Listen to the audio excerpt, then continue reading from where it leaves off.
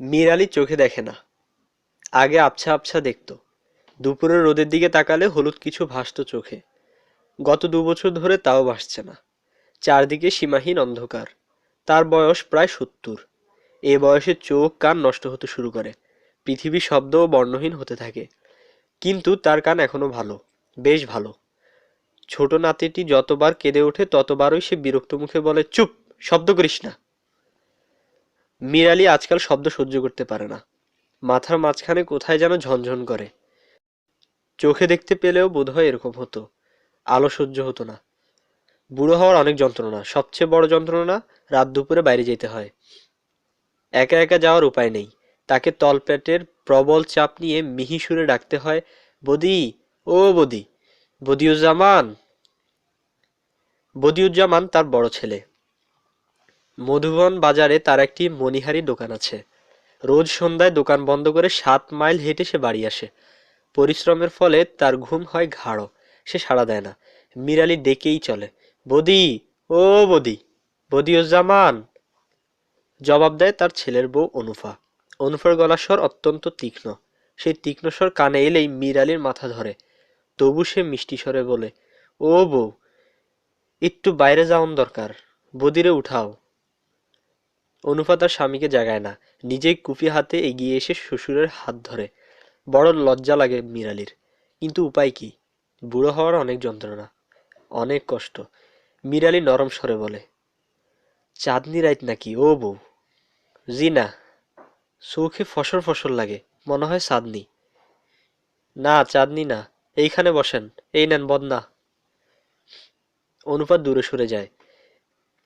মিরালি ভারমুক্ত হয়। অন্যরকম একটা আনন্দ হয় তার। ইচ্ছে করে আরো কিছুক্ষণ বসে থাকতে। অনুপা ডাকে, আব্বাজান, হইছে? হুম। উঠেন, বসে আছেন কেন? ফজর ওয়াক্তে দেরি কত? দেরি আছে। আব্বাজান, উঠেন। মিরালি অনুপার সাহায্যে ছাড়াই উঠোনে ফিরে আসে। দক্ষিণ দিক থেকে সুন্দর বাতাস দিচ্ছে। রাতের দ্বিতীয় প্রহর শেষ হয়েছে বোধহয়। একটা দুটা করে শেয়াল ডাকতে শুরু করেছে। মিরালি হৃষ্ট গলায় বলে, রাত বেশি বাকি নাই। অনুপা জবাব দেয় না, হাই তোলে। একটা জল চৌকি দাও, উঠানে বইয়া থাকি। দুপুর রাইতে উঠানে বইবেন কি? যান, ঘুমাইতে যান। মিরালি বাধ্য ছেলের মতো বিছানায় শুয়ে পড়ে। একবার ঘুম ভাঙলে বাকি বাকি রাতটা তার জেগে কাটাতে হয়। সে বিছানায় বসে ঘরের অস্পষ্ট স্পষ্ট সব শব্দ অত্যন্ত মন দিয়ে শোনে। বদি খুক খুক করে কাশছে। টিনের চালে ঝটপট শব্দ। কিসের শব্দ?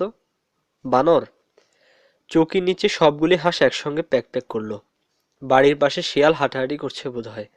পরিবাণু কেঁদে উঠল। দুধ খেতে চায়, অনুপা দুধ দেবে না। চাপা গলায় মেয়েকে শাসাচ্ছে। বদি আবার কাশছে। ঠান্ডা লেগেছে নাকি? পরশুদিন ভিজে বাড়ি ফিরেছে। জ্বর তো হবেই। বদির বদির কথা শোনা যাচ্ছে। ফিসফিস করে কি যেন বলছে। কি বলছে? এত ফিসফিসানি কেন? মিরালি কান খাড়া করে শোনার চেষ্টা করে। কাক ডাকলো। সকাল হচ্ছে নাকি? মিরালি ভোরের প্রতীক্ষা করে।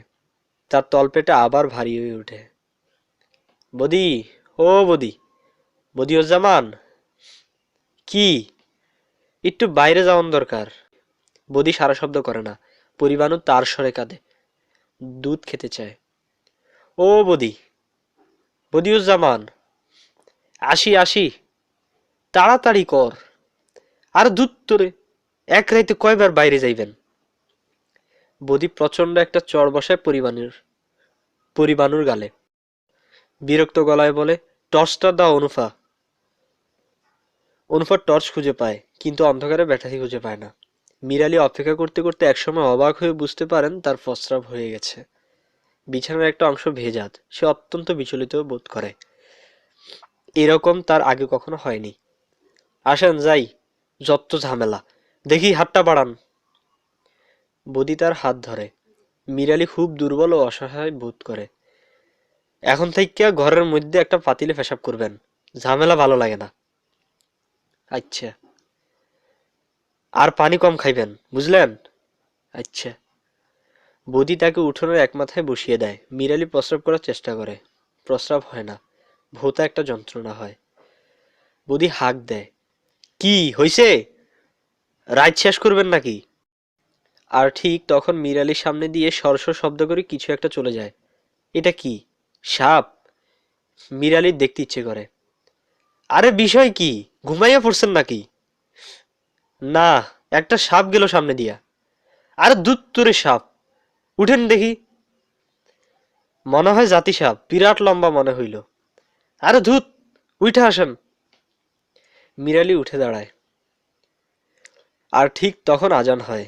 মীর আলী হাসি মুখে বলে, আজান দিছে ও বদি, আজান দিছে। দিছে দেউক, ঘরে চলেন।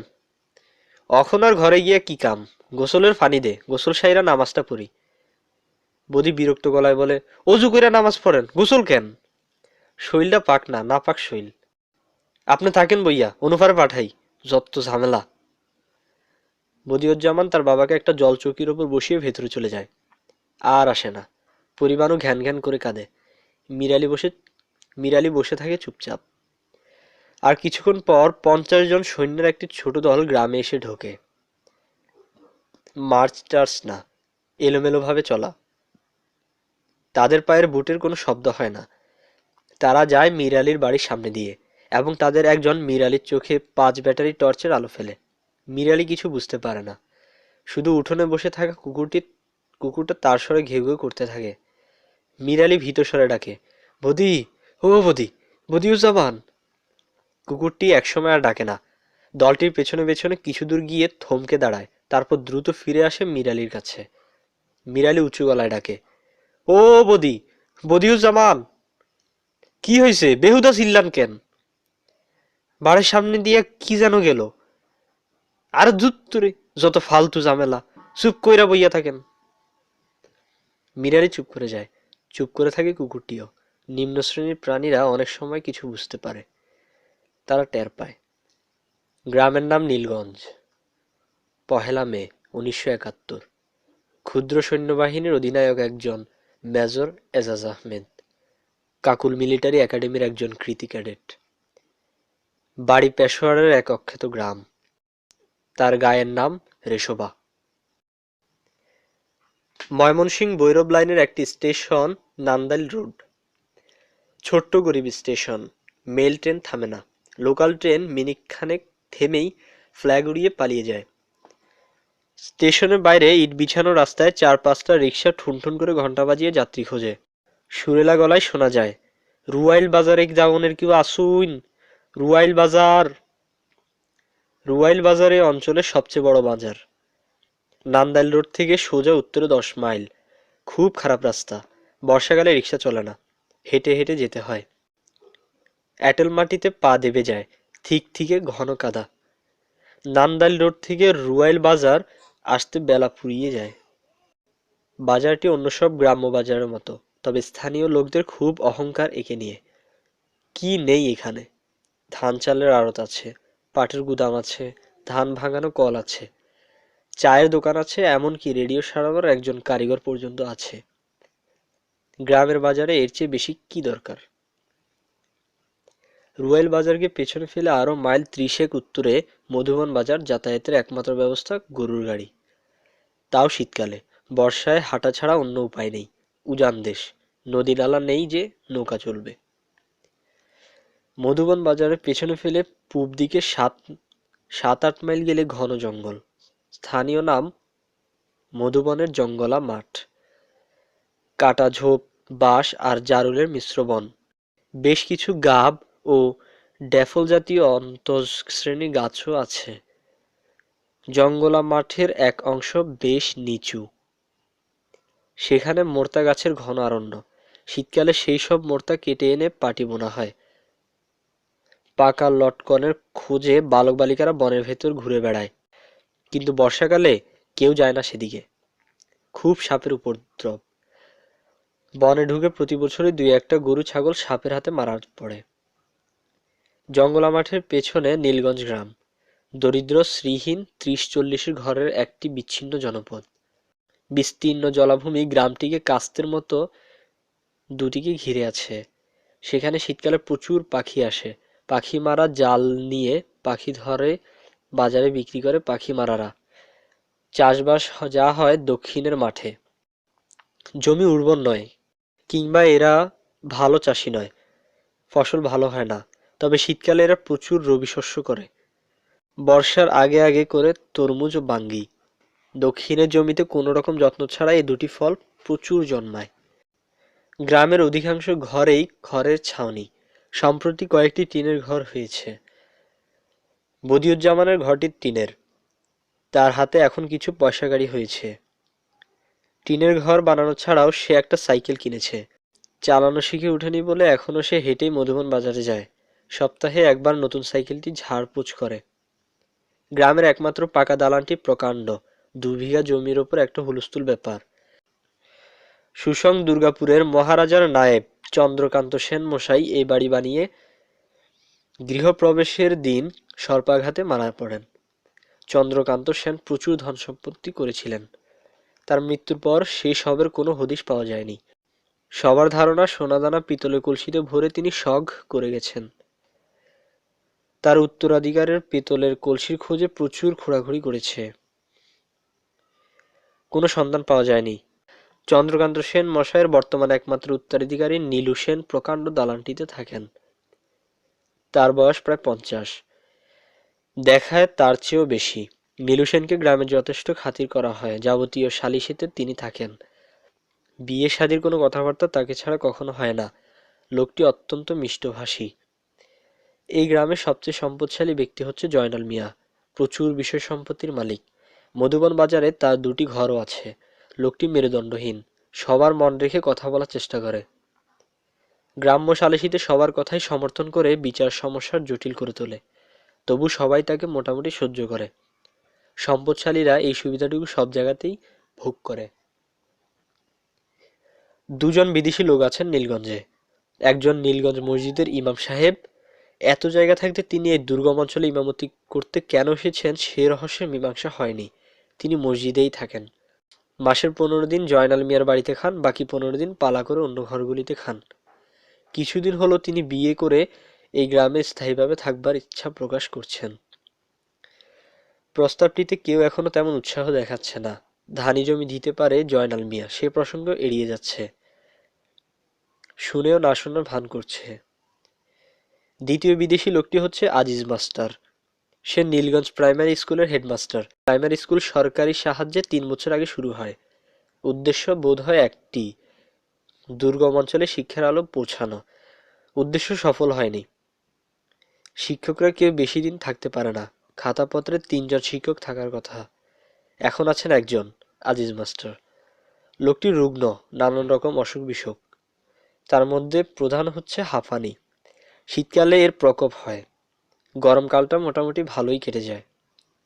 আজিজ মাস্টার একজন কবি। সে গত 3 মাসে 4 নম্বরে একটি রুল টানা খাতা কবিতা লিখে ভরিয়ে ফেলেছে। প্রতিটি কবিতাই একটি রমণীকে উদ্দেশ্য করে লেখা, যাকে বিভিন্ন সময় বিভিন্ন নামে ডাকা হয়েছে, যেমন স্বপ্নরানী, কেশবতী, অচিন পাখি ইত্যাদি। তার 3টি কবিতা নেত্রকোনা থেকে প্রকাশিত মাসিক কিষাণ পত্রিকায় ছাপা হয়েছে। আজিজ মাস্টারের কাব্য প্রতিভা সম্পর্কে গ্রামের লোকজন ওয়াকিবহাল। তারা এই কবিকে যথেষ্ট সমীহ করে। সমীহ করার আরেকটি কারণ হলো আজিজ মাস্টার গ্রামের সবচেয়ে শিক্ষিত মানুষ। বিয়ে পর্যন্ত পড়েছিল, পরীক্ষা দেয়া হয়নি। তার আবার পরীক্ষা দেওয়ার কথা। সে জয়নাল মিয়ার একটা ঘরে থাকে। তার স্ত্রীকে সে ভাবিসাব ডাকে, কিন্তু তার বড় মেয়েটিকে দেখলে কেমন যেন বিচলিত বোধ করে। মেয়েটির নাম মালা। মাঝে মাঝে মালা তাকে ভাত বেড়ে দেয়। সেই সময় আজিজ মাস্টার বড় অস্বস্তি বোধ করে। সে যখন বলে, মামা আর একটু ভাত দেই, তখন কোনো কারণ ছাড়াই আজিজ মাস্টারের কান লাল হয়ে যায়। আজিজ মাস্টার কয়েকদিন আগে মালা রানী নামের একটি দীর্ঘ কবিতা রচনা করেন। কবিতাটি কিষাণ পত্রিকায় পাঠাবে কিনা এই নিয়ে সে খুব চিন্তিত। হয়তো পাঠাবে। নীলগঞ্জের যে দিকটায় জলাভূমি, একদল কৈবর্ত থাকে সেদিকে। গ্রামের সঙ্গে তাদের খুব একটা যোগ নেই। মাছ ধরার সিজনে জলমহালে মাছ মারতে যায়, আবার ফিরে আসে। কর্মহীন সময়টাতে চুরি ডাকাতি করে। নীলগঞ্জে কেউ এদের ঘাটায় না। গত বছর কৈবর্তপাড়ায় খুন হলো একটা। নীলগঞ্জের মাতব্বররা এমন ভাব করলেন যেন তারা কিছুই জানেন না। থানা পুলিশ কিছুই হলো না। যার ছেলে খুন হলো সে চিত্রাবুড়ি কিছুদিন ছোটাছুটি করলো নীলু সেনের কাছে। নীলু সেন শুকনো গলায় বললেন, তোদের ঝামেলা তোরা মিটা, থানাওয়ালার কাছে যা। বুড়ি ফোফাতে ফোফাতে বলল, থানাওয়ালার কাছে গেলে আমারে দহের মধ্যে ফুইত্তা থুইব কইছে। নীলু সেন গম্ভীর হয়ে গেলেন, টেনে টেনে বললেন, এদের ঘাটাঘাটি করা ঠিক না, রক্ত গরম জাত, কি করতে কি করে, বিচার হইতো না? নীলু সেন তার জবাব দিতে পারলেন না, অস্পষ্টভাবে বললেন, এখন বাদ দে, পরে দেখি কিছু করা যায় কিনা। বুড়ি আরো কিছুদিন ছোটাছুটি করলো এবং একদিন দেখা গেল কৈবর্তরা দল বেঁধে জলমহালে মাছ মারতে গিয়েছে, বুড়িকে সঙ্গে নেয়নি। বুড়ি আকাশ ফাটিয়ে চিৎকার করলো কিছুদিন। নীলু সেনের দালানের এক প্রান্তে থাকতে লাগলো। চরম দুর্দিন। কৈবর্তরা ফিরে এলো 3 মাস পর, কিন্তু বুড়ির জায়গা হলো না। সে এ বাড়ি ও বাড়ি ভিক্ষা করে খেতে লাগলো, হতদরিদ্র নীলগঞ্জের প্রথম ভিক্ষু। সব গ্রামের মতো এই গ্রামে একজন পাগলও আছে, মতি মিয়ার শালা নিজাম। সে বেশিরভাগ সময় সুস্থ থাকে, শুধু 2-1 দিন মাথা গরম হয়ে যায়, তখন তার গায়ে কোনো কাপড় থাকে না। গ্রামের এই মাথা থেকে ও মাথা পর্যন্ত ছোটাছুটি করতে থাকে। দুপুরের রোদ খুব বেড়ে গেলে মধুবন জঙ্গলে ঢুকে পড়ে। পাগলাদের সাপে কাটে না প্রবাদটি হয়তো সত্যি। নিজাম বহাল তবিয়তেই বন থেকে বেরিয়ে আসে, ছোটাছুটি করে ছোটাছুটি করা এবং বনের ভেতরে বসে থাকা ছাড়া অন্য কোনো উপদ্রব করে না। গ্রামের পাগলদের গ্রামবাসীরা খুব স্নেহের চোখে দেখে, তাদের প্রতি অন্য এক ধরনের মমতা থাকে সবার। চিত্রাবুড়ি রাতে এক নাগাড়ে কখনো ঘুমায় না, ক্ষণে ক্ষণে জেগে উঠে চেঁচায়, কেলা যায় গো, লোকটা কে? তার ঘুমাবার জায়গাটা হচ্ছে সেনবাড়ির পাকা কালী মন্দিরের চাতাল। নীলু সেন তাকে থাকবার জন্য একটা ঘর দিয়েছিলেন, সেখানে নাকি তার ঘুম হয় না। দেবী মূর্তির পাশে সে বোধহয় এক ধরনের নিরাপত্তা বোধ করে। গভীর রাতে দেবীর সঙ্গে তার অন্তরঙ্গ কথাবার্তা হয়। দেখি সেই কালিমা, হেই গো নেংটি বেড়ি, আমার পুত্রে যে মারছে তুই তার কলজাটা টাইন্না খা, তোরা আমি জোড়া পাঠা দিমু, বুক সিরা রক্ত দিমু, হেই মা কালী, দেখিস রে বেটি, দেখিস। মা কালী কিছু শোনেন কিনা বলা মুশকিল, কিন্তু চিত্রাবুড়ির ধারণা তিনি শোনেন এবং তিনি যে শুনেছেন তার নমুনাও দেন। যেমন এক রাত্রিতে খলখল হাসির শব্দ শোনা গেল। বুড়ির রক্ত জল হয়ে যাওয়ার মতো অবস্থা। সে কাপা গলায় ডাকলো, হেই মা, হেই গো ন্যাংটা বেটি। হাসির শব্দ দ্বিতীয়বার আর শোনা গেল না। দেবীরা তাদের মহিমা বারবার করে দেখাতে ভালোবাসেন না। চিত্রাবুড়ি আজ রাতেও মা কালীর সঙ্গে সুখ দুঃখের অনেক কথা বলল। জোড়া পাঠার আশ্বাস দিয়ে ঘুমোতে গেল, তারপর জেগে উঠে চেঁচালো, কেলা যায় গো, লোকটা কে? কেউ জবাব দিল না, কিন্তু বুড়ির মনে হলো অনেকগুলো মানুষ যেন এদিকে আসছে, শব্দ করে পা পা ফেলছে। হু হা হু হা এরকম একটা আওয়াজ আসছে। ডাকাত নাকি? চিত্রাবুড়ি ভয়ে কাঠ হয়ে গেল। তার চোখের সামনে দিয়ে মিলিটারির দলটি পার হলো। আলো কম, স্পষ্ট কিছু দেখা যাচ্ছে না। চিত্রাবুড়ি কিছু বুঝতে পারল না। কারা এরা? এরা কারা? এ রাতে কুথুকে এসেছে। বুড়ি দেখলো সেনবাড়ির সামনে দাঁড়িয়ে বেশ কয়েকবার টর্চের আলো ফেললো। তার মানে কি? তার মানে কি ডাকাত? কিন্তু সেনবাড়িতে ডাকাত আসার কথা নয়। সেনরা এখন হতদরিদ্র। এই বিশাল বাড়ির ইটগুলো ছাড়া এদের আর কিছুই নেই। ওরা আবার চলতে শুরু করেছে। জুম্মা ঘরের কাছে গিয়ে আবার সেনবাড়ির উপর টর্চের আলো ফেললো। কোন দিকে যাচ্ছে? কৈবর্ত পাড়ার দিকে? ওদের আগেভাগে খবর দেওয়া দরকার। সেনবাড়ির পেছন দিয়ে ছুটে গিয়ে খবর দেবে? চিত্রাবুড়ির কাছে সমস্ত ব্যাপারটা অস্বাভাবিক লাগছে। এই রাতের বেলা দল বেঁধে এরা কেন আসবে? না, কৈবর্ত পাড়ার দিকে যাচ্ছে না। জুম্মা ঘর পেছনে ফেলে এরা সড়কে উঠে গেল। টর্চের আলো এখন আর ফেলছে না। বুড়ি মনে হলো এরা স্কুল ঘরের দিকে যাচ্ছে। আজিজ মাস্টারকে খবর দেওয়া দরকার, কিন্তু তারও আগে খবর দেওয়া দরকার কৈবর্ত পাড়ায়। বিপদের সময় নিজের গোত্রের মানুষের কথাই প্রথম মনে পড়ে। 4-5টা কুকুর একসঙ্গে চেঁচাচ্ছে। এরা কিছু টের পেয়েছে। কুকুর বেড়াল অনেক কিছু আগেভাগে জানে। বুড়ি কালী মন্দিরের চাতাল থেকে নেমে এলো। সে কোন দিকে যাবে মনস্থির করতে পারছে না। গ্রামে মিলিটারি ঢুকেছে এটা প্রথম বুঝতে পারলেন নীলগঞ্জ মসজিদের ইমাম সাহেব। পাকা মসজিদের সিঁড়িতে দাঁড়িয়ে তিনি সূরা ইয়াসিন পড়ছিলেন। আজান দেবার আগে তিনি 3 বার সূরা ইয়াসিন পড়েন। দ্বিতীয়বার পড়বার সময় অবাক হয়ে পুরো দলটাকে দেখলেন, এরা স্কুল ঘরের দিকে যাচ্ছে। প্রথম কয়েক মুহূর্ত তিনি ব্যাপারটা বুঝতেই পারলেন না। সূরা ইয়াসিন শেষ করে দীর্ঘ সময় মসজিদের সিঁড়িতে বসে রইলেন। অন্ধকার এখনো কাটেনি, পাখপাখালি ডাকছে। ইমাম সাহেব মনস্থির করতে পারছেন না এখানে বসে থাকবেন না খবর দেওয়ার জন্য ছুটে যাবেন। কিছুক্ষণ পর তার মনে হলো সিঁড়িতে এরকম প্রকাশ্যে বসে থাকা ঠিক না, মসজিদের ভেতরে থাকা দরকার। কিন্তু নীলগঞ্জের মসজিদে তিনি কখনো একা ঢোকেন না। এই মসজিদে জিন নামাজ পড়ে এরকম একটা প্রবাদ আছে, অনেকেই দেখেছে। তিনি অবশ্য এখনো দেখেননি, কিন্তু তার ভয় করে। একা বসে থাকতে থাকতে তার মনে হলো এই যে তিনি দেখলেন একদল মিলিটারি, এটা চোখের ভুল নয় তো? নান্দাইল রোডে মিলিটারি আসেনি, সোহাগীতে আসেনি, এখানে আসবে কেন? এখানে আছেটা কি? নেহাতই গন্ডুগ্রাম। ইমাম সাহেব ইউনিয়ন বোর্ডের রাস্তায় এসে দাঁড়ালেন। স্কুলঘর বাঁশবনের আড়ালে পড়েছে, কিছুই দেখা যাচ্ছে না। মুসল্লিরা কেউ আসছে না কেন? নাকি মিলিটারি খবর জেনে গেছে সবাই? তার প্রবল ইচ্ছা হতে লাগলো নামাজ না পড়েই ঘরে ফিরে যেতে। আকাশ ফর্সা হতে শুরু করেছে, অথচ কারো দেখা নেই। দীর্ঘ সময় অপেক্ষা করবার পর মতি মিয়াকে আসতে দেখা গেল।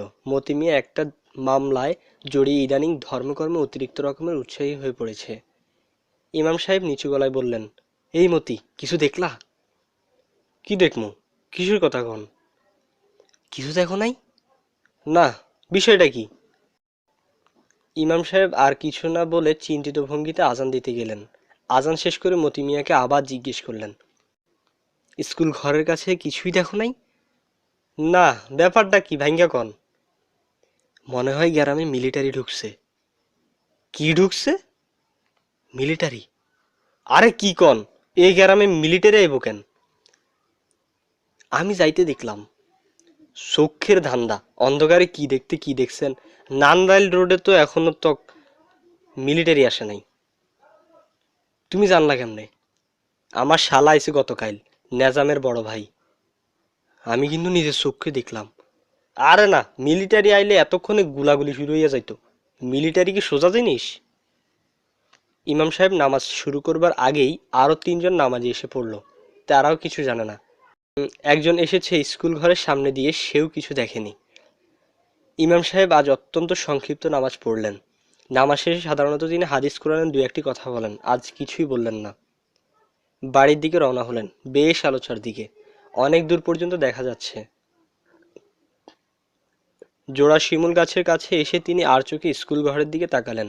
বারান্দায় সারি সারি সৈন্য বসে আছে। ইমাম সাহেবের মনে হলো স্কুল কম্পাউন্ডের গেটের কাছে দাঁড়ানো একটা লোক হাত ইশারা করে তাকে ডাকছে। লোকটির পরনে ফুল প্যান্ট এবং নীল রঙের একটা হাফ শার্ট। কিন্তু তাকে ডাকছে কেন? নাকি তিনি ভুল দেখছেন? ইমাম সাহেবের কপালে বিন্দু বিন্দু ঘাম জমল। তিনি একবার আয়াতুল কুরসি ও 3বার দোয়ায়ে ইউনুস পড়ে স্কুল ঘরের দিকে এগুলেন। নীল শার্ট পরা লোকটিও এগিয়ে আসছে তার দিকে। ব্যাপার কি? এ কে? তিনি অতি দ্রুত দোয়া ইউনুস পড়তে লাগলেন। লা ইলাহা ইল্লা আনতা সুবহানাকা ইন্নী কুনতু মিনাজ জালিমিন। এই দোয়াটি খুব কাজের। হযরত ইউনুস আলাইহিসসালাম মাছের পেটে বসে এই দোয়া পড়েছিলেন। নীল শার্ট পরা লোকটি এগিয়ে এসেছে। কি চায় সে? আপনি কে? আমি এই গ্রামের ইমাম। আসসালামু আলাইকুম ইমাম সাহেব। ওয়ালাইকুম সালাম ওয়া রাহমাতুল্লাহ। আপনি একটু আসেন আমার সাথে। কই যাইতাম? আসেন, মেজর সাহেব আপনাকে ডাকেন। ভয়ের কিছু নাই, আসেন। ইমাম সাহেব 3বার ইয়া মুকাদ্দেমু পড়ে ডান পা আগে ফেললেন। সঙ্গে নীল শার্ট পরা লোকটি মৃদুস্বরে বলল, এত ভয় পাচ্ছেন কেন? ভয়ের কিছু নাই। আজিজ মাস্টারের অনিদ্রা রোগ আছে। অনেক রাত পর্যন্ত তাকে জেগে থাকতে হয় বলেই অনেক বেলা পর্যন্ত ঘুমোতে হয়। আজ তাকে ভোরের আলো ফোটার আগেই জাগতে হলো, কারণ স্কুলের দপ্তরি ও দারোয়ান রাসমোহন প্রচণ্ড শব্দে দরজা ধাক্কা দিচ্ছে, যেন ভূমিকম্প হচ্ছে। এক্ষুনি আজিজ মাস্টারকে ঘর থেকে বের হতে হবে। বন্ধ দরজার ওপাশ থেকে আজিজ মাস্টার কথা বলল, এই রাসমোহন, কি ব্যাপার? আপনারা ডাকে, আপনারা ডাকে। কে ডাকে?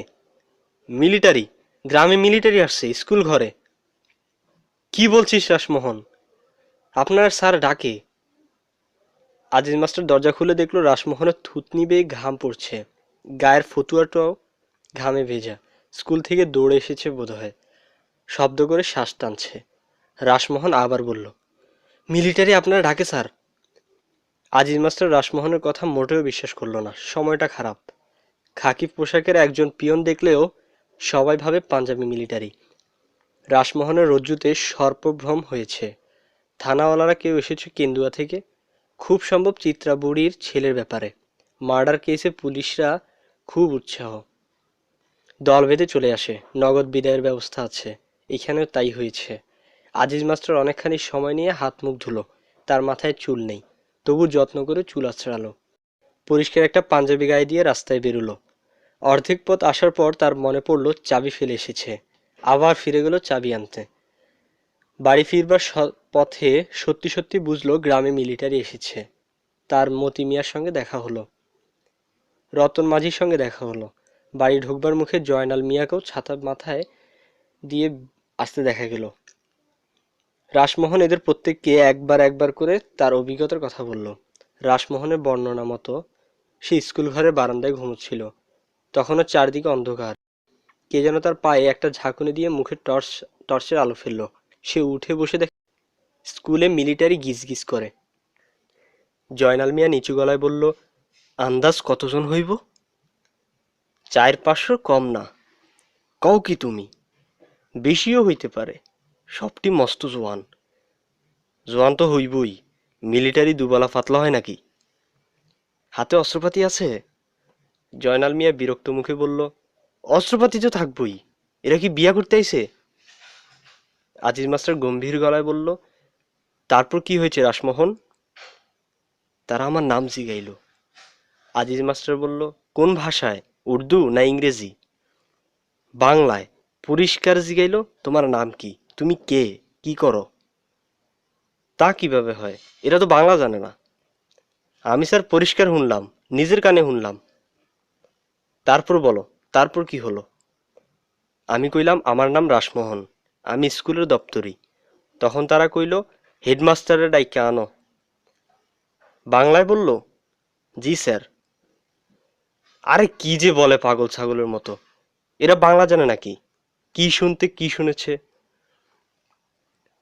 আজিজ একটা সিগারেট ধরাতে গিয়ে লক্ষ্য করলো তার হাত কাঁপছে এবং প্রস্রাবের বেগ হচ্ছে। খুব খারাপ লক্ষণ। এক্ষুনি হাঁপানির টান শুরু হবে। অতিরিক্ত উত্তেজনায় তার হাঁপানির টান ওঠে।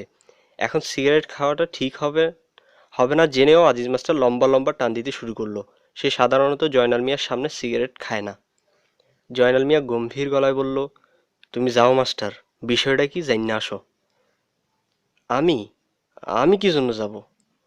আরে, ডাকতাছে তোমারে, তুমি যাইবা না তো যাইবোটাকে? আজিজ মাস্টারের সত্যি সত্যি হাঁপানির টান উঠে গেল। সিগারেট ফেলে দিয়ে সে লম্বা লম্বা শ্বাস নিতে শুরু করলো। জয়নাল মিয়া গম্ভীর গলায় বলল, এরা এইখানে থাকবার জন্য আসে নাই, বুঝলা? যাইতাছে অন্য কোনোখানে। ভয়ের কিছু নাই। একটা পাকিস্তানি পতাকা হাতে নিয়ে যাও। একটা পতাকা আছে না, বাঁশের আগায় বান্ধ। আমি একলা যাব? বলেন কি? একসঙ্গে বেশি মানুষ যাওন ঠিক না। ঠিক বা ঠিক যাই হোক, আমি একা যাব না। এইরকম করতেছো কেন মাস্টার? এরা বাঘও না, ভাল্লুকও না। না, একা যাব না। আপনারা চলেন আমার সাথে। সকাল প্রায় 7টার দিকে 6 জনের একটি ছোট্ট দলকে একটি পাকিস্তানি ফ্ল্যাগ হাতে নিয়ে স্কুল ঘরের দিকে এগোতে দেখা গেল। রোগা আজিজ মাস্টার দলটির নেতৃত্ব দিচ্ছে। সেই স্কুল ঘরের কাছাকাছি এসে গলা ফাটিয়ে চিৎকার করলো, পাকিস্তান! দলের অন্য সবাই আকাশ বাতাস কাঁপিয়ে বলল, জিন্দাবাদ! কায়েদে আজম জিন্দাবাদ! লিয়াকত আলী খান জিন্দাবাদ! মহাকবি ইকবাল জিন্দাবাদ! রোদ উঠে গেছে। বৈশাখ মাস। অল্প সময়ে রোদ ঝাঁঝালো হয়ে ওঠে। ছোট্ট দলটি, যার নেতৃত্ব দিচ্ছে আজিজ মাস্টার, রোদে দাঁড়িয়ে ঘামছে। তাদের মুখ রক্তশূন্য। তারা বুকের মাঝে এক ধরনের কাঁপুনি অনুভব করছে। রাস্তার ওপাশে 4-5টা জারুল গাছ। গাছের নিচে গাছের নিচে গেলে ছায়া পাওয়া যাবে। কিন্তু সেখানে যাওয়া ঠিক হবে কিনা আজিজ মাস্টার বুঝতে পারছে না। তারা জড়াজড়ি হয়ে দাঁড়িয়ে থেকে ধ্বনি দেয়, আর চোখে মিলিটারির দিকে তাকায়। সরাসরি তাকাতে সাহসে কুলায় না।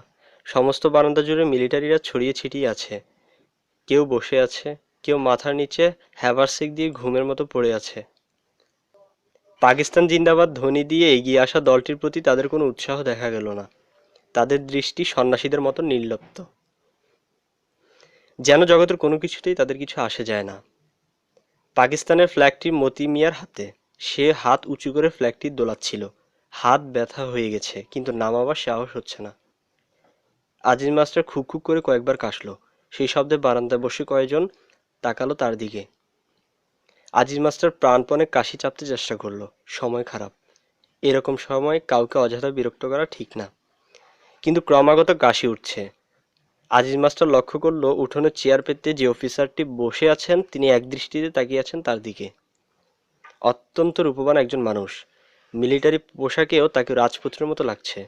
এর চোখে মুখে কোনো ক্লান্তি নেই, তবে বসে থাকার ভঙ্গিটি শ্রান্তির ভঙ্গি। তিনি তার সামনের টেবিলে পা তুলে দিয়েছেন। পায়ে খয়েরি রঙের মোজা। মানুষটি প্রকাণ্ড, তবে সেই তুলনায় পায়ের পাতা দুটি ছোট।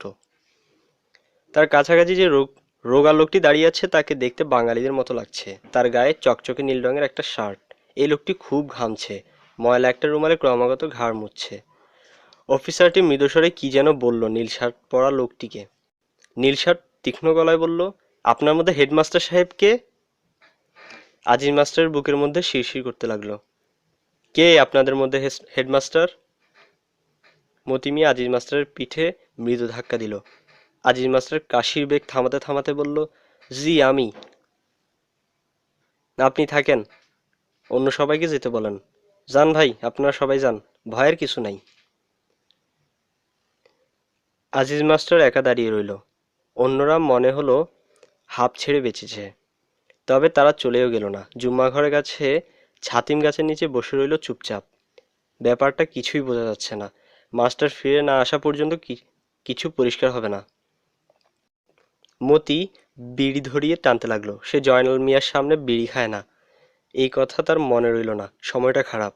এই সময় কোনো কিছু মনে থাকে না। ছোট চৌধুরীও সিগারেট ধরালেন। তিনি সকাল থেকেই ঘামছেন।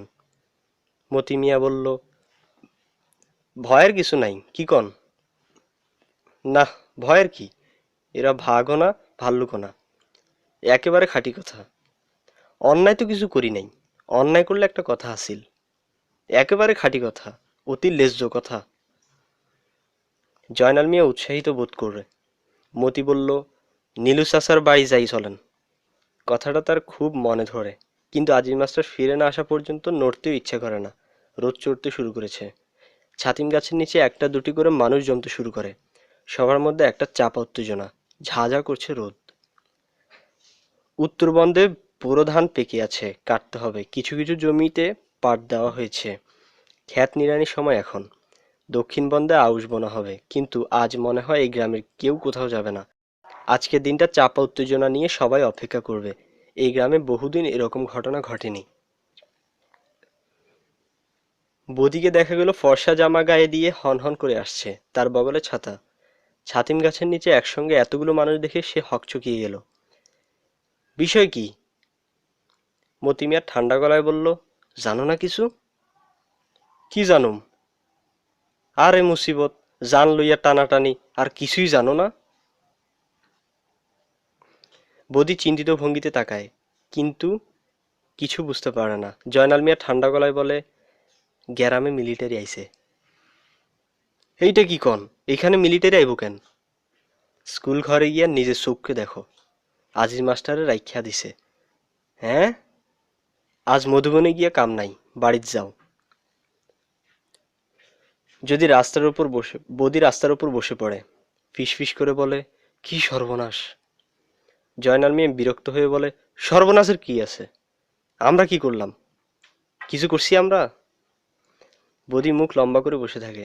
একসময় মৃদুস্বরে বলে, মুসলমানের জন্য কিছু ভয়ের কিছু নেই। এরা মুসলমানদের খুব খাতির করে, তবে পাক্কা মুসলমান হওয়া লাগে। সাইর কলমা জিজ্ঞেস করে। সবাই মুখ চাওয়াচাই করে। চার কালেমা কারো জানা নেই। বদি উৎসাহিত হয়ে বলে, সুন্নত হয়েছে কিনা এটাও দেখে, কাপড় খুইলা দেখে। তুমি জানলা কেমনে? নান্দাইল রোডে শুনছি, সুন্নত না থাক সুন্নত না থাকলেই ধুম, গুল্লি। কও কি তুমি? মিলিটারি মানুষ, রাগ বেশি, আমরার মতো না, রাগ উঠলেই দুম।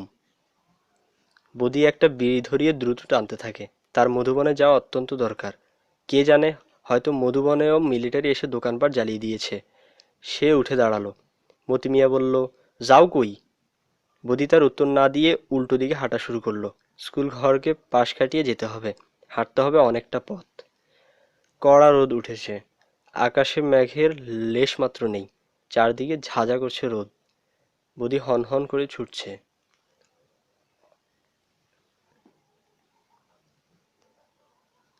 রোগা নীল শার্ট পরা লোকটি বাঙালি। সে আজিজ মাস্টারের দিকে তাকিয়ে শুকনো গলায় বলল, ইনি মেজর এজাজ আহমেদ, ইনারা সালাম দেন। আজিজ মাস্টার যন্ত্রের মতো বলল, সালাম আলাইকুম। মেজর এজাজ পরিষ্কার বাংলায় বললেন, আপনার নাম কি? জি, আমার নাম Azizur Rahman Mallick. Say it again. Aziz master নীল শার্ট পরা লোকটির দিকে তাকালো। সে ঠান্ডা গলায় বলল, নামটা আরেকবার বলেন, স্পষ্ট করে বলেন, গলায় জোর নাই। আজিজ মাস্টার বলল, আজিজুর রহমান মল্লিক। আপনি বসুন। কোথায় বসতে বলছে? বসার দ্বিতীয় কোনো চেয়ার নেই। মাটিতে বসতে বলছে নাকি? আজিজ মাস্টারের গলা শুকিয়ে গেল। রোগা লোকটি স্কুল ঘর থেকে একটি চেয়ার নিয়ে এলো। ঠান্ডা গলায় বলল, বসেন। স্যার বসতে বলেছেন, বসেন। আজিজ মাস্টার সংকুচিত ভঙ্গিতে বসল। মেজর সাহেব দীর্ঘ সময় কোনো কথাবার্তা বললেন না। সরু চোখে তাকিয়ে রইলেন আজিজ মাস্টারের দিকে। আজিজ মাস্টার কাপা গলায় বলল, স্যার ভালো আছেন? রোগা লোকটি বলল, শুনেন ভাই, আগ বাড়িয়ে কিছু বলতে যাবেন না। যা জিজ্ঞেস করবে শুধু তার জবাব দিবেন। ইনি লোক ভালো, ভয়ের কিছু নাই। স্যার বাংলা বলতে পারেন না, কিন্তু ভালো বুঝেন। জি আচ্ছা। আপনার ভয়ের কিছু নাই, আরাম করে বসেন। আজিজ মাস্টার আরাম করে বসার একটা ভঙ্গি করল। মেজর সাহেব একটা সিগারেট ধরালেন। প্যাকেটটি বাড়িয়ে দিলেন আজিজ মাস্টারের দিকে। আজিজ মাস্টার ফেল ফেল করে তাকালো। রোগা লোকটি বলল, স্যার দিচ্ছেন যখন নেন। বললাম না ইনি লোক ভালো। আজিজ মাস্টার একটা সিগারেট নিল। কি আশ্চর্য! মেজর সাহেব নিজে সিগারেটটি ধরিয়ে দিলেন। আজিজ মাস্টার তার ভদ্রতায় মুগ্ধ হয়ে গেল।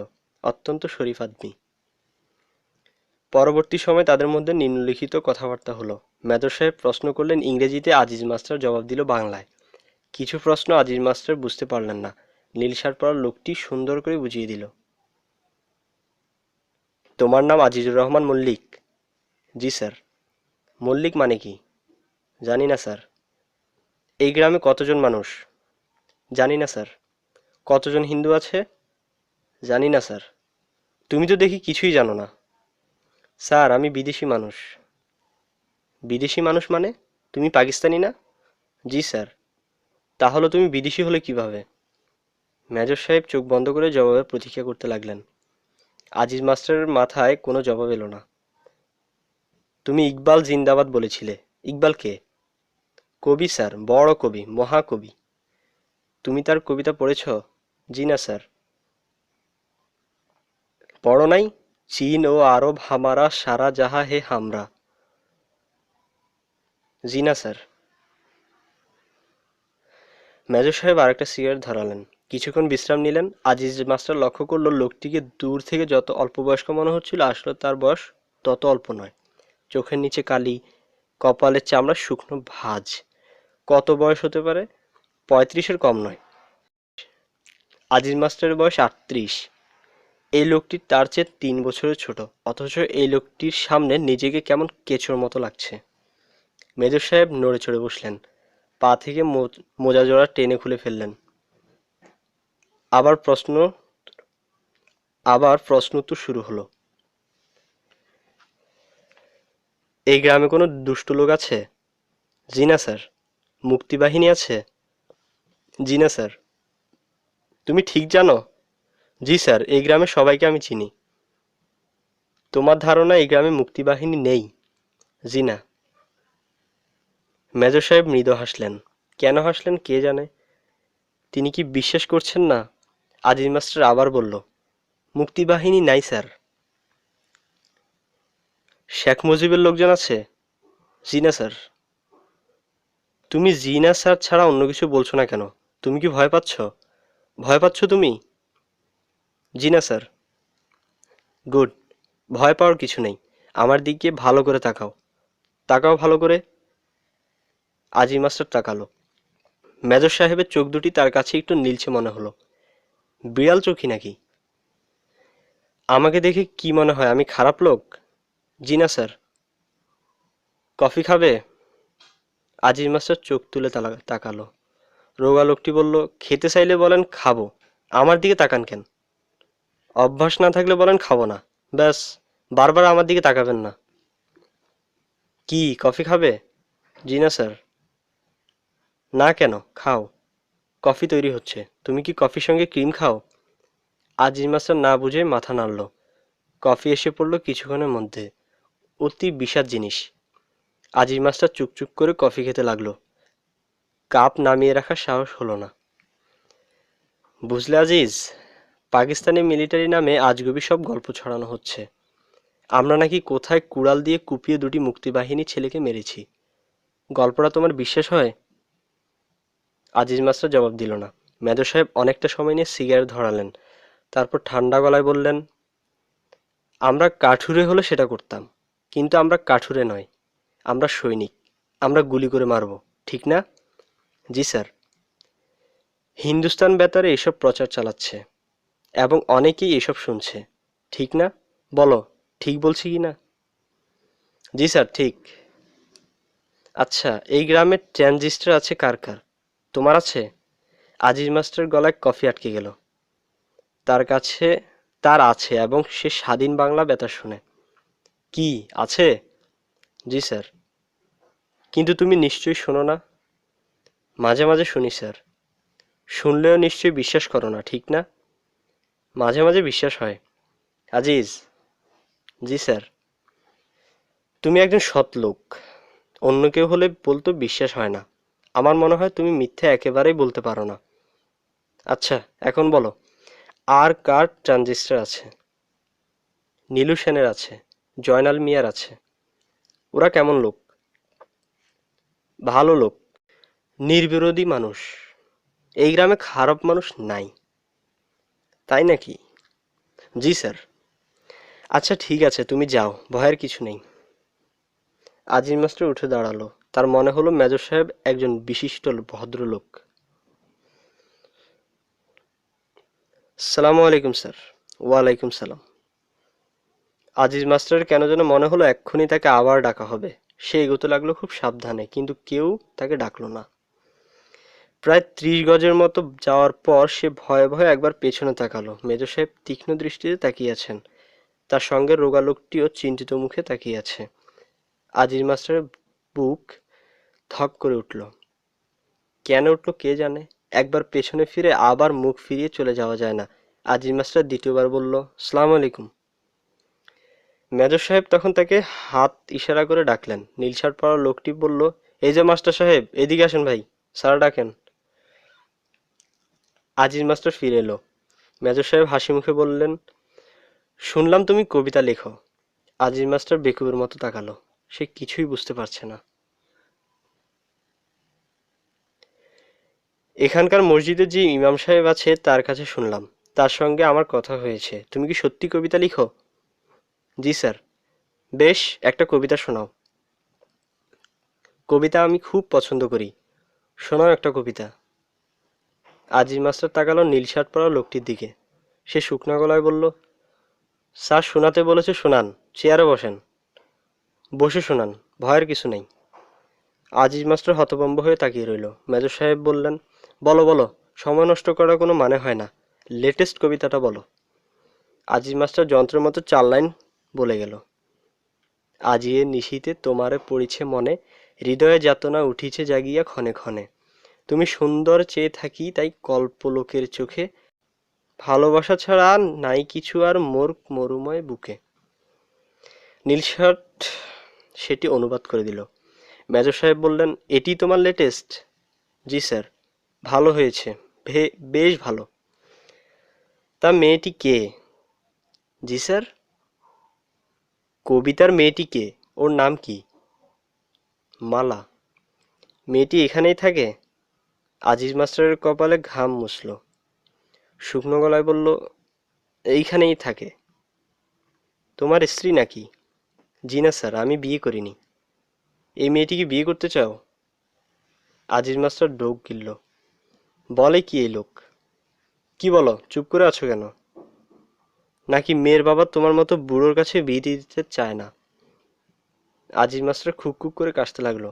নীল শার্ট তীক্ষ্ণ গলায় বলল, স্যারের কথা জবাব দেন, স্যার রেগে যাচ্ছেন।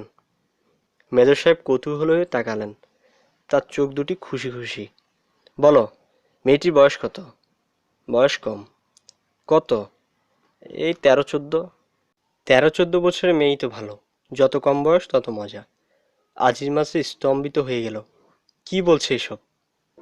মেয়েটির সঙ্গে তোমার যৌন সম্পর্ক আছে? না। মাথা নিচু করে আছো কেন? মাথা তোলো। আজিজ মাস্টার মাথা তুলল। মেয়েটির বুক কেমন দেখতে বলো? আমি শুনেছি বাঙালি মেয়েদের বুক খুব সুন্দর, কথাটা কি ঠিক? আমি জানি না। জানো না? বলো কি, তুমি এখনো কোনো মেয়ের বুক দেখোনি? আমি বিয়ে করিনি। তাতে কি? আজিজ মাস্টারের কান ঝাঁঝা করতে লাগলো, বমি বমি ভাব হলো। মেজর সাহেব হঠাৎ সুর পাল্টে নরম স্বরে জিজ্ঞেস করলো, মেয়েটি কার? ওর বাবার নাম কি? আজিজ মাস্টার জবাব দিল না। মেজর সাহেব অসহিষ্ণু কণ্ঠে বলল, শুধু শুধু দেরি করছো, বলে ফেলো। নীল শার্ট বলল, কেন শুধু শুধু রাগাচ্ছেন? বলে দেন না। জয়নাল মিয়ার মেয়ে, ওনার বড় মেয়ে। যার বাড়িতে ট্রানজিস্টার আছে? আজিজ মাস্টার বেশ অবাক হলো। এই লোকটির স্মৃতিশক্তি বেশ ভালো, মনে রেখেছে।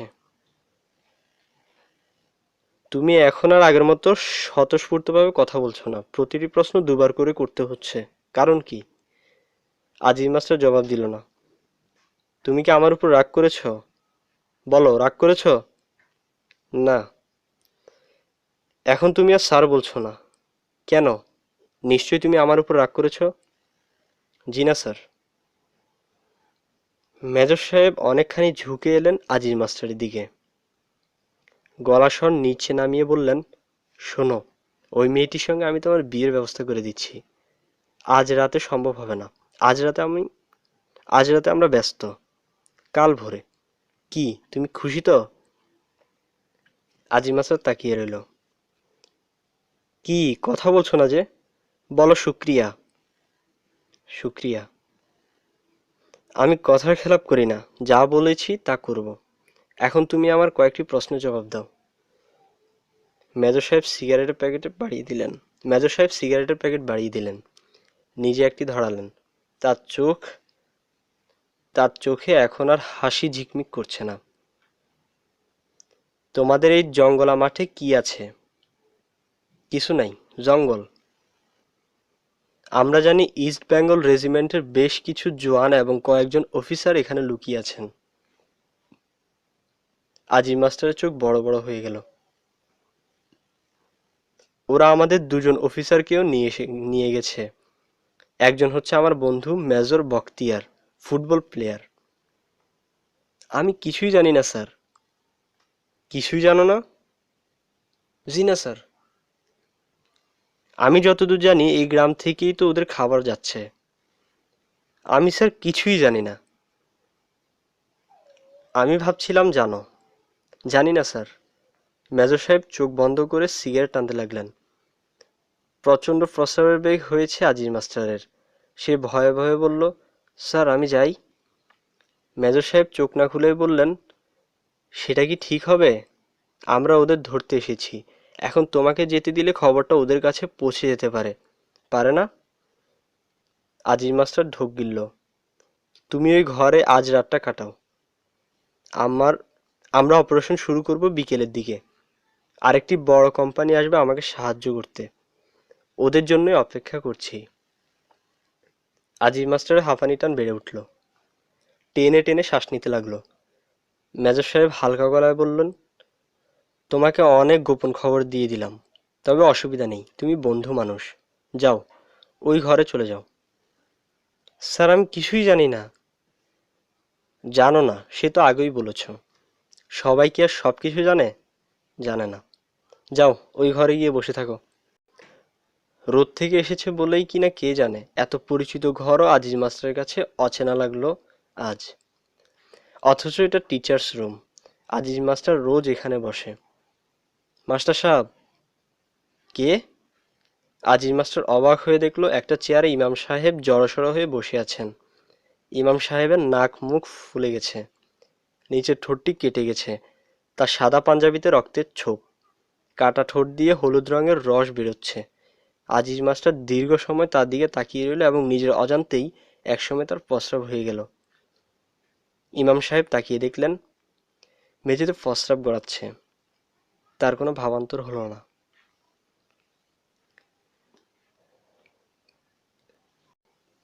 দিনের বেলা মীর আলীর কাজ হচ্ছে পরিবাণুকে কোলে নিয়ে বারান্দায় বসে থাকা। পরিবাণুর বয়স ৩। দাদাকে সে খুবই পছন্দ করে। মীর আলীও জগতের অনেক জটিল বিষয় নিয়ে তার সঙ্গে কথা বলে। মীর আলীর কথা বলার ভঙ্গি দেখে মনে হওয়া অস্বাভাবিক নয় যে সে পরিবাণুর মতামতকে যথেষ্ট গুরুত্ব দেয়। আজ ভোরবেলাও সে নাতনিকে কোলে নিয়ে মুড়ি খেতে বসেছিল। দাঁত না থাকায় মুড়ি চিবোতে পারে না। এক গাল মুড়ি নিয়ে তাকে অনেকক্ষণ বসে থাকতে হয়। ঘরে আম আছে। একটা পাকা আমের রস মুড়ির মাটিতে ঢেলে দিলেই সমস্যার সমাধান হয়। অনুফা সেটা করবে না। বৌদি বাড়িতে না থাকলে সে তার শ্বশুরের খাওয়া দাওয়ার দিকে তেমন নজর দেয় না। আজ তার চা খেতে ইচ্ছে হচ্ছে। ঘরে চায়ের পাতা আছে, গুড় আছে, বৌদি এনে রেখেছে। তার বাবার জন্যই এনেছে। তিনি নিজের কানে শুনেছেন বৌদি বলছে, বাজানরে মাঝে মধ্যে দিও, বুড়া মানুষ, চায় কাশির আরাম হয়। মীর আলী প্রতিদিন ভোরেই বেশ সাড়ম্বরে খানিকক্ষণ কাশে, যাতে অনুফার চায়ের কথাটা মনে পড়ে। বেশিরভাগ দিনই তার মনে পড়ে না। আজও হয়তো পড়বে না। তবু সে কাশতে লাগলো। কাশতে কাশতেই পরিবাণুকে বলল, চা হইল সর্দি কাশির বড় ওষুধ, বুঝছস পরি? পরি উত্তর দিল না। বড় জামবাটির এক বাটি চা যদি সকালে খায় কেউ, তাহলে সর্দি কাশি বাত সব যায়। চাটা খুব বড় ওষুধ। মীর আলীর জন্য আজ দিনটা সম্ভবত খুব শুভ, কারণ অনুফা তাকে এক বাটি চা এনে দিল। সেই চায়ে তেজপাতা দেওয়া বেশ সুন্দর একটা গন্ধ। অভিভূত হয়ে পড়ল মীর আলী। মিষ্টি হয়েছে কিনা দেখেন। হইছে গো বেটি, হইছে, জবর বালা হইছে। অনুফাকে দু একটা সুন্দর সুন্দর কথা বলতে ইচ্ছে করছে, কিন্তু কি বললে সে খুশি হয় তা মীর আলীর জানা নেই। মুড়ি চায়ের মধ্যে ভিজাইয়া চামচ দিয়া খান। চামচ দিতাছি। মীর আলী অনুফার প্রতি বড় মমতা বোধ করল। সংসারের আয় উন্নতি যা হচ্ছে এই মেয়েটির কারণেই হচ্ছে। ঘরে এখন চামচ আছে, নতুন সাইকেল আছে।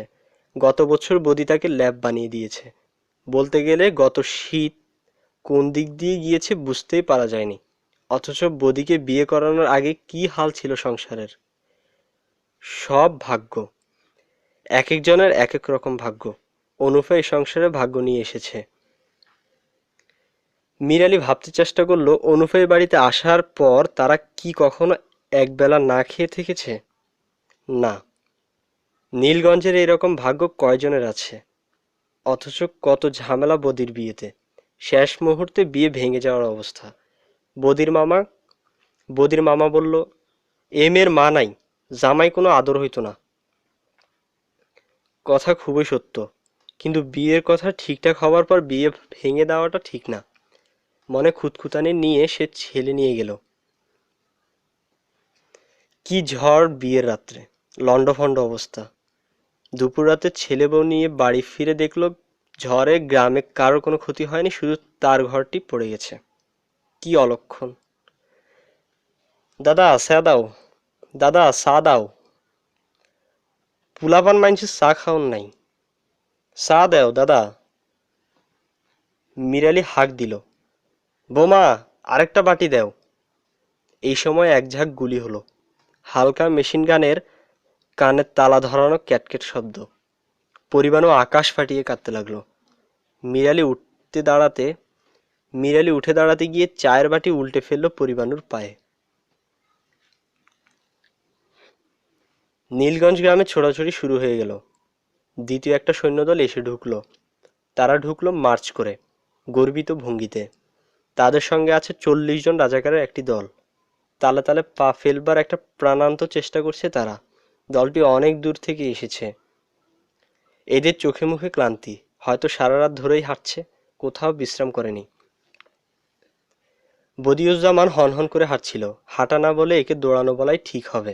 কয়েকদিন বৃষ্টি না হওয়ায় রাস্তাঘাট শুকনো। দ্রুত হাঁটছে, কষ্ট হচ্ছে না। তার একমাত্র চেষ্টা কত তাড়াতাড়ি মধুবন বাজারে গিয়ে পৌঁছানো যায়। মাঝামাঝি পথে সে মত বদলালো, ফিরে চলল নীলগঞ্জের দিকে। যা হবার হোক, এই সময় বাড়ি ছেড়ে বের হওয়া ঠিক না। জঙ্গলা মাঠের কাছাকাছি আসতেই সে দ্বিতীয় মিলিটারির দলকে দেখতে পেল। ওরা আসছে উত্তর দিক থেকে। বদিউজ্জামান ঊর্ধ্বশ্বাসে ছুটে জঙ্গলা মাঠের দিকে। হুমড়ি খেয়ে পড়ল নিচু একটা গর্তে। সেখানে এক কোমর পানি। তাকে কেউ সম্ভবত দেখতে পায়নি। বদিউজ্জামান এক কোমর পানিতে ঘণ্টাখানেক বসে রইল। মিলিটারিদের এই সময়ের মধ্যে চলে যাওয়ার কথা, কিন্তু এরা যাচ্ছে না কেন? কিছুক্ষণ পর খুব কাছেই ওদের কথাবার্তা শোনা যেতে লাগলো। এর মানে কি? বদিউজ্জামান মাথা উঁচু করে দেখতে চেষ্টা করলো। চোখের ভুল কিনা কে জানে, তার মনে হলো মিলিটারিরা জঙ্গলা মাঠ ঘিরে বসে আছে। বদিউজ্জামান গলা পর্যন্ত পানিতে ডুবিয়ে একটা মোর্তা ঝাড়ের আড়ালে মাথা ঢেকে রাখলো। মাথার ওপর ঝাঁঝা করছে রোদ, কিন্তু পানি বেশ ঠান্ডা। বদিউজ্জামানের শীত করতে লাগলো। কতক্ষণ বসে থাকতে হবে? গা গুটগুট করছে। সবুজ রঙের একটা গিরগিটি চোখ বড় বড় করে তাকে দেখছে। বদিউজ্জামান হাত ইশারা করে তাকে সরে যেতে বলল। রোদ বাড়ছে, ক্রমেই বাড়ছে। পচা গন্ধ আসছে পানি থেকে, পাট পচানো গন্ধের মতো গন্ধ। গিরগিটিটা পায়ে পায়ে এগিয়ে আসছে। বদিউজ্জামান মৃদু স্বরে বলল, যা, হুশ। আর তখনই নীলগঞ্জের দিক থেকে ঝাঁকে ঝাঁকে গুলির শব্দ আসতে লাগলো। কি ব্যাপার?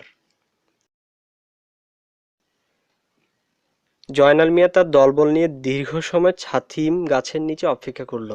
আজিজ মাস্টার ফিরে এলো না। কতক্ষণ এভাবে বসে থাকা যায়?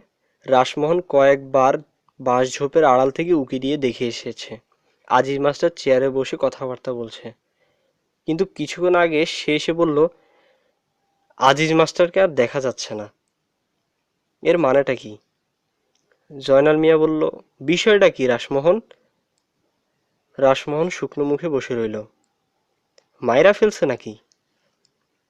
মারলে গুলির শব্দ হইতো, গুলি তো হয় নাই। তাও ঠিক। জয়নাল মিয়া মতি মিয়ার কাছ থেকে একটা বিড়ি নিয়ে ধরালো। তার সিগারেট শেষ হয়ে গেছে। আর তখন মতি মিয়ার পাগলা শালা নিজামকে আসতে দেখা গেল। তার মুখ হাসি হাসি, পাগলামির অন্য কোনো লক্ষণ নেই। মতি মিয়া ধমকে উঠল, কই গেছিলা? নিজামের হাসি আকর্ণ বিস্তৃত হলো।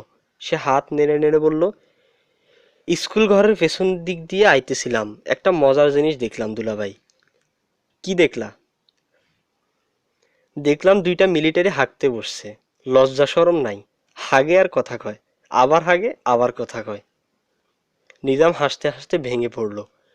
ঠিক তখন গুলি ছুটতে ছুটতে মিলিটারি ও রাজাকারের দ্বিতীয় দলটি গ্রামে উঠে এলো। জয়নাল মিয়া ঊর্ধ্বশ্বাসে দৌড়ালো দক্ষিণ দিকে। বাকিরাও তাকে অনুসরণ করলো। নিজাম শুধু মুখটি হাসি হাসি করে দাঁড়িয়ে রইল। সমস্ত ব্যাপারটিতে সে বড় মজা পাচ্ছে। ইমাম সাহেব একসময় বললেন, দোয়া ইউনুসটা দমে দমে পড়েন মাস্টার সাহেব। আজিজ মাস্টার তাকালো তার দিকে। তাকানোর ভঙ্গিতে মনে হয় সে কিছুই বুঝতে পারছে না। গত 3 ঘন্টা যাবৎ এই দুটি মানুষ একসঙ্গে আছে। এই 3 ঘন্টায় তাদের কথাবার্তা বিশেষ কিছু হয়নি। আজিজ মাস্টার তার পায়জামা ভিজিয়ে ফেলার পর থেকে কেমন অন্যরকম হয়ে গেছে। কোনো কিছুতে মন দিতে পারছে না। হজরত ইউনুস আলাইহিসসালাম মাছের পেটে এই দোয়া পড়তেন। এর মর্তবাই অন্য।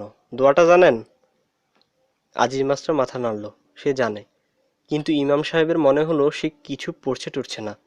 বসে আছে নির্বোধের মতো। মাস্টার সাহেব। জি। আমাদের সামনে বড় আমাদের সামনে খুব বড় বিপদ। কেন?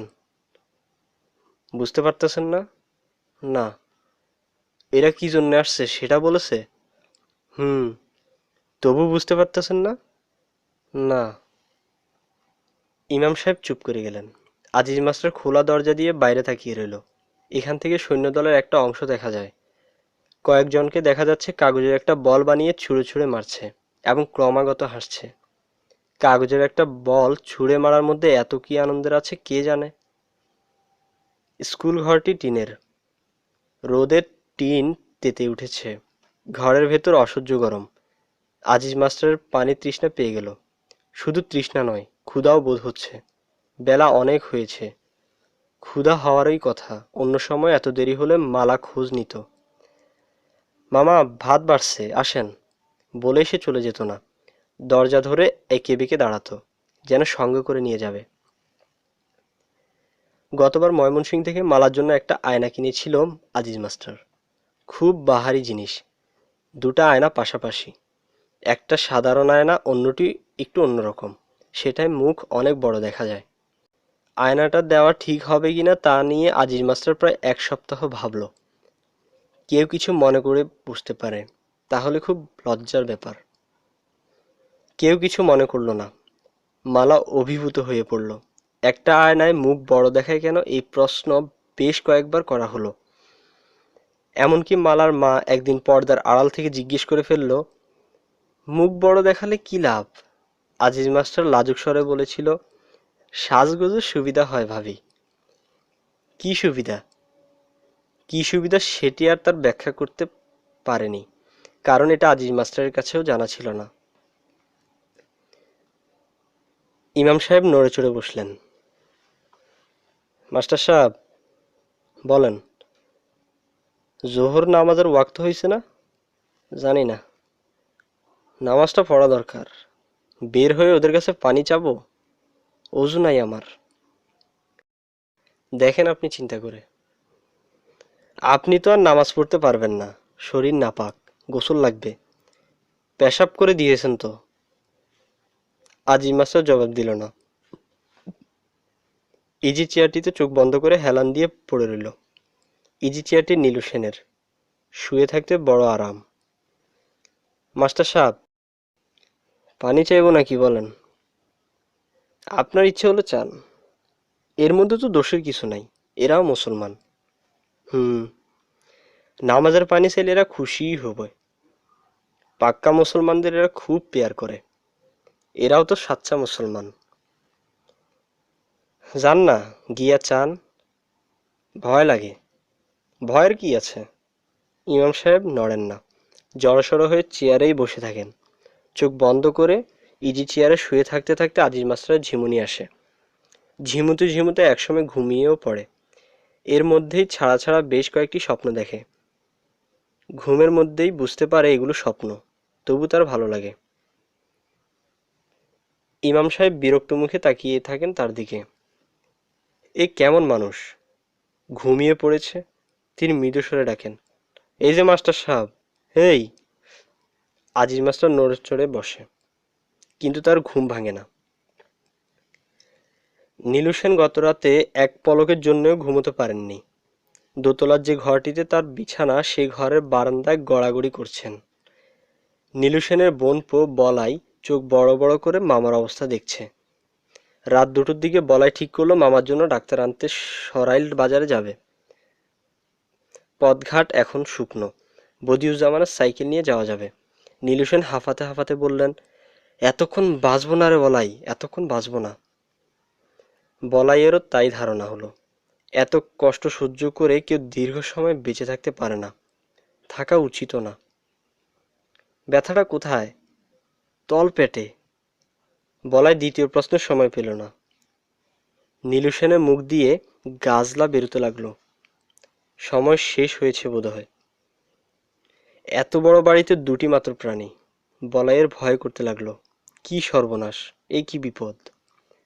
মামা, গ্রামে 2-1 জন মানুষের ডাক দিয়ে আনি। তুই নড়িস না, আমার সময় শেষ। বলাই মামার হাত ধরে বসে রইল। তার কাছে মনে হলো মামার গা হাত পা ঠান্ডা হয়ে আসছে। বলাই ঘামতে লাগলো। কিন্তু শেষ রাত্রে হঠাৎ ব্যথা কমে গেল। নীলু সেন শান্ত স্বরে বললেন, ব্যথা নাই। বলাই, ঠান্ডা পানি দে এক গ্লাস। বলাই পানি এনে দেখে মামা মেঝেতেই ঘুমিয়ে পড়েছে। নিশ্চিন্ত আরামে ঘুম। বড় মায়া লাগে দেখে। গ্রামে মিলিটারি আসার এত বড় একটা খবরেও বলাই তার ঘুম ভাঙালো না। আহা বেচারা, ঘুমাক। নীলু সেনের ঘুম ভাঙালো মিলিটারিরা। ডাকাডাকি হইচই শুনে নীলু সেন দোতলায় জানালা দিয়ে মুখ বের করলো। কি ব্যাপার? নীল শার্ট পরা একটি লোক বলল, আপনার নাম কি নীলু? নীলু সেন? জি আজ্ঞে। আপনার বাড়িতে আর কে আছে? বলাই। আমার বোনপো বলাই। আপনারা কে? বলাইকে নিয়ে নিচে নেমে আসেন। নীলু সেন বলাইকে কোথাও খুঁজে পেলেন না। গায়ে একটা পাতলা সুজনি চড়িয়ে নিচে নেমে এলেন। ভারী দরজা খুলতে সময় লাগে। বাইরে থেকে অসহিষ্ণু কণ্ঠে কে যেন বলল, এত সময় লাগছে কেন? নীলু সেন কিছুই বুঝতে পারছে না। তার ঘুমের ঘোর বোধহয় ভালো মতো কাটেনি। তিনি দরজা খুলে বিনীত ভঙ্গিতে বললেন, আদাব। তার কথা শেষ হবার আগেই 4-5টি গুলির শব্দ হলো। নীলু সেন কাত হয়ে পড়ে গেলেন দরজার পাশে। কোনো চিৎকার না, নিঃশব্দ মৃত্যু। নীল শার্ট পরা লোকটি ডাকলো, বলাই, বলাই।